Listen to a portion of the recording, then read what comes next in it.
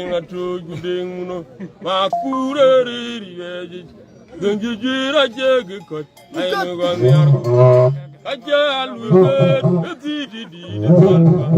onwal kugal bay madi marar jakwar yang ni mi pinban jadung go kuitong jeng ga kin pen tangen dengnum makun media jagwong abetyang mi akidal kwere Tulway majungyang Uno bijang nyalet Kaja lupen Etiti salva Twangwal Kuga luvay mading marar Chakaryang ni me pinyaban Jadang go kusong jeng Kagachin penatong and dengnum Makwin media jagwong Abetyang mya kidal kweret Tulway majungyang Uno bijang nyalet Kaja lupen etiti